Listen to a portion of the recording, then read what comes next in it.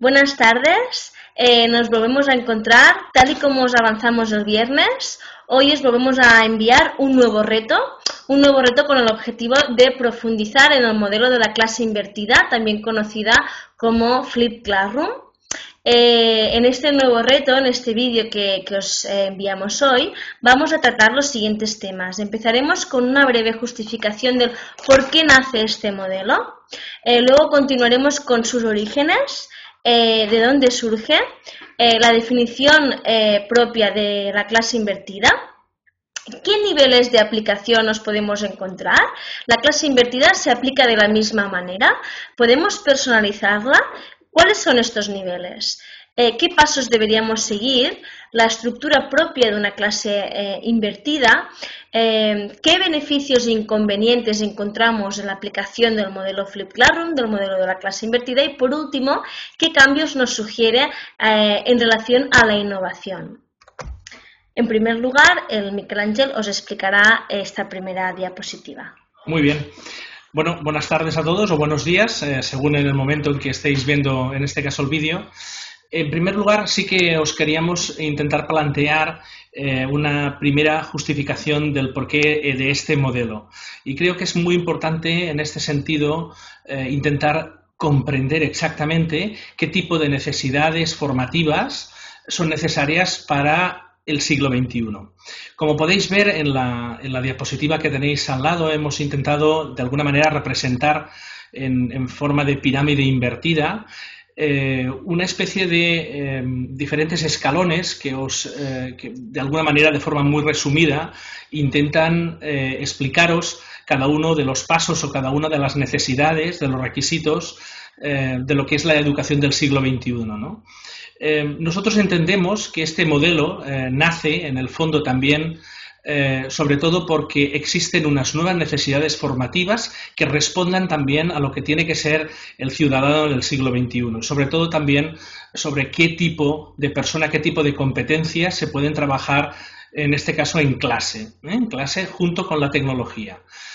Fijaos también que, aparte de estas nuevas necesidades formativas, de encontrar y de buscar de alguna forma nuevos modelos pedagógicos que respondan a estas necesidades, hay una cuestión que tiene que ver sobre todo con el proceso de personalización.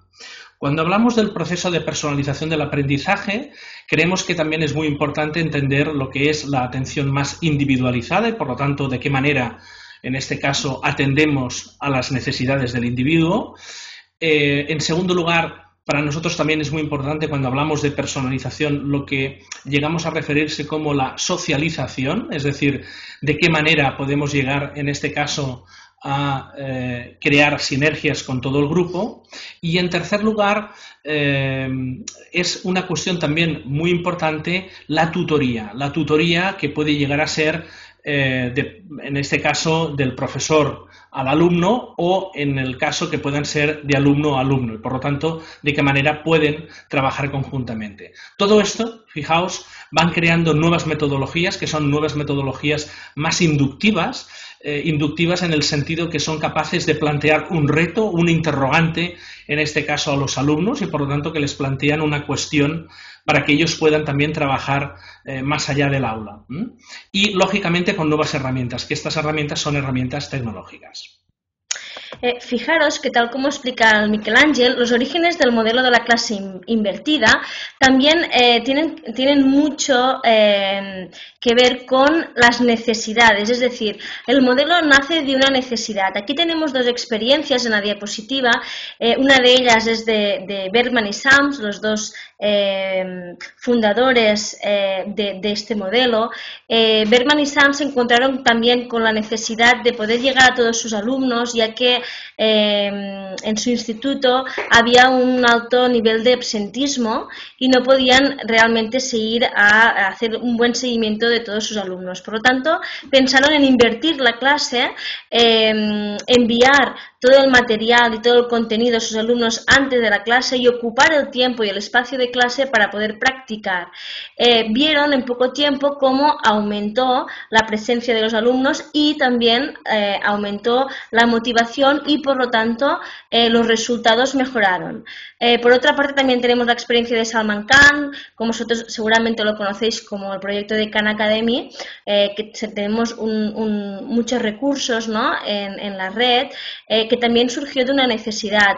Salman Khan empezó ayudando a su sobrina con temas de ciencias, grabó unos vídeos para poder explicar los contenidos y a partir de aquí pensó en la idea de poder todos estos vídeos grabados poderlos publicar y compartirlos en la red, ¿no? Y a partir de aquí empezó el proyecto de Khan Academy.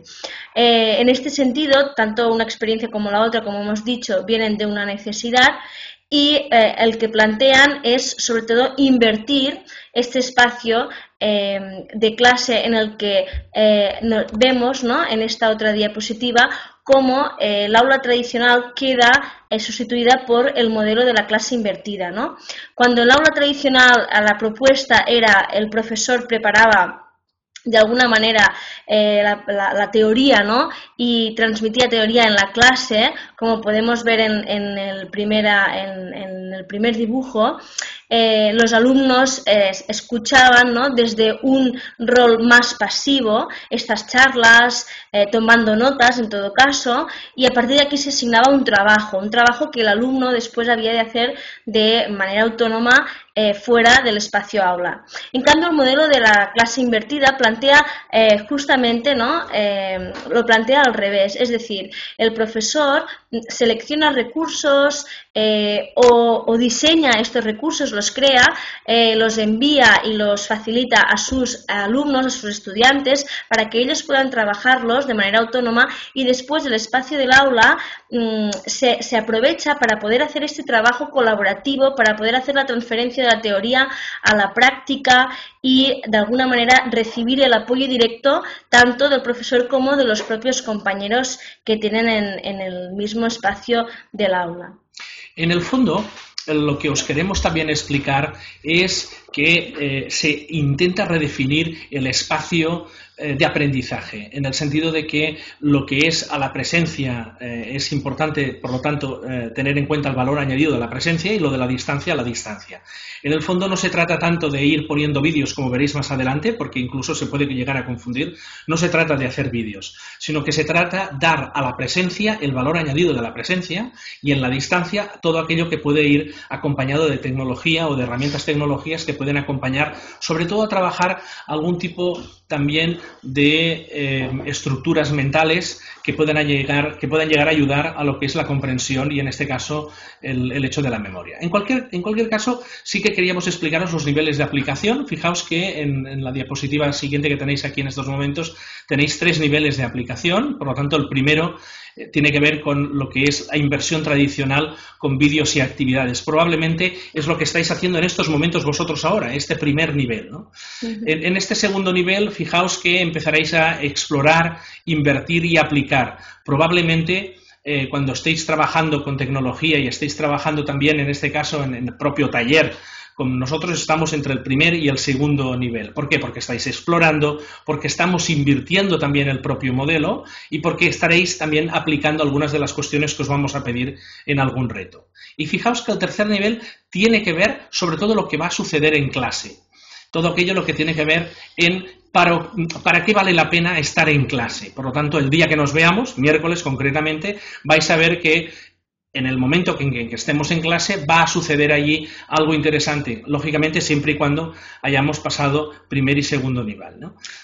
La Flipping Class también plantea de alguna manera, que sería ese tercer nivel, el hecho de encontrar un punto entre el trabajo autónomo fuera del aula y el trabajo colaborativo dentro del aula e intentar que estos dos tipos de trabajo se puedan realizar en el propio espacio del aula, ¿no? Eso tendrá mucho que ver con algunos de los inconvenientes que veremos más adelante. En todo caso, lo que pretendemos también y lo que nos gustaría haceros llegar es que el modelo de la clase invertida también es un modelo flexible, totalmente customizable a las necesidades que podáis tener con vuestros grupos, con vuestros estudiantes, vuestros alumnos y también según vuestra especialidad. En este sentido, fijaros que cualquiera de los niveles podría ajustarse en el planteamiento de vuestra propia asignatura o materia. Veamos ahora a continuación qué pasos podemos llegar a seguir. En primer lugar, fijaos que hemos puesto en esta primera diapositiva 3 simples pasos muy sencillos en los que en el primero hay una introducción, un descubrimiento, unas pequeñas preguntas, algunas son incluso de retos o pequeños interrogantes que nos permiten de alguna manera, sobre todo, trabajarlas fuera del aula, sobre todo fuera del aula. Estas 3 primeras tienen que ver sobre todo con el trabajo fuera del aula. En segundo lugar, hay una pequeña videolección en la que el alumno, vosotros mismos, estáis incluso en estos momentos pues bueno, visualizando el vídeo y también estáis recogiendo algunas de las cuestiones que tienen que ver con algunos de los retos que hemos planteado al principio. Y por último, el paso 3 tiene que ver con reflexiones de los alumnos que en el fondo tienen esta responsabilidad de llevar el trabajo bien realizado y bien estudiado, sobre todo lo que hace referencia a fuera del aula. A continuación veremos los 4 pasos siguientes que hacen referencia al trabajo que haríamos una vez nos encontramos en el aula, ¿no? El paso 4 tendría que ver con el debate en grupo que se puede generar a partir de un cuestionario, a partir de unas preguntas que puede realizar el profesor, ¿no? Se crea este debate y sobre todo intentar potenciar el aprendizaje entre iguales. El siguiente paso, el 5, sería la práctica, la aplicación, que se puede trabajar en diferentes metodologías, desde un aprendizaje un aprendizaje basado en problemas, trabajo por proyectos, trabajo colaborativo, cooperativo. Podemos utilizar diferentes metodologías. El paso 6 tendría que ver con la revisión del contenido trabajado y con la revisión de estos trabajos que se habían hecho anteriormente y poderlos evaluar o dar algún feedback. Y el paso 7, por último, conectarlo con el siguiente tema y motivar para que el alumno estudiante siga investigando sobre el tema en cuestión. De hecho, el miércoles veremos más o menos, porque recordad que es un taller y por lo tanto la idea es tener una pequeña simulación del paso 4 al paso 7. En la siguiente diapositiva nos hemos querido centrar únicamente en la estructura en clase, es decir, aquello que podríamos tratar de trabajar en clase. También intentaremos, ¿no?, de alguna manera el miércoles poderlo trabajar con todos vosotros. En primer lugar, habría esta evaluación inicial que nos permitiría también reflexionar sobre el trabajo hecho anteriormente, el trabajo autónomo, y también poder potenciar este aprendizaje entre iguales. Haríamos una discusión de los resultados del cuestionario que el profesor realiza, ¿no?, a partir de alguna herramienta, que también conoceremos el miércoles. Respuestas a las preguntas de los alumnos, si hay dudas, si hay cuestiones, si hay que aclarar algún concepto. A continuación, un trabajo en pequeños grupos, ¿no?, con metodologías diversas, tal como hemos dicho anteriormente. La discusión final de estos trabajos con el fin de poder evaluarlos, con el fin de poder hacer una devolución del trabajo realizado y conectarlo finalmente con nuevos contenidos. Fijaos que, por lo tanto, en este sentido, cada uno de esos pasos que habéis visto anteriormente es lo que viviréis el próximo miércoles en el propio taller. Ahora, no queríamos tampoco pasar al siguiente apartado, a la siguiente diapositiva, sin explicaros algunas cuestiones que tienen más que ver con los beneficios y los inconvenientes. Como os decíamos antes, sobre todo los beneficios tienen que ver con la personalización del aprendizaje, por lo tanto, lo que puede llegar a ser el trabajo más autónomo, cuando hablamos de la autonomía y por lo tanto hablamos de esta personalización del aprendizaje, esta parte más de lo que puede llegar a ser el profesor como guía, como orientador, etcétera. Ahí tenéis cada una de las características. Y los inconvenientes tienen que ver sobre todo con el acceso limitado a las tecnologías, también profesores con cierto nivel de capacitación digital. Esto puede llegar a ser un pequeño inconveniente y sobre todo y muy importante que los alumnos también puedan llegar a trabajar, en este caso con antelación, cada uno de los vídeos o cada uno de los retos que se les va proponiendo.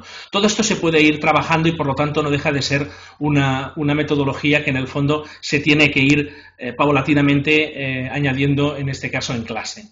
En este sentido, solamente añadir el beneficio del trabajo por competencias. Es un modelo que nos permite trabajar las competencias y, por otro lado, como inconveniente, el acceso a Internet o ordenadores por parte de los estudiantes, de alguna manera quedaría cubierto en esta propuesta del Flipping Class, que era uno de los niveles de aplicación, justamente el tercer nivel de aplicación.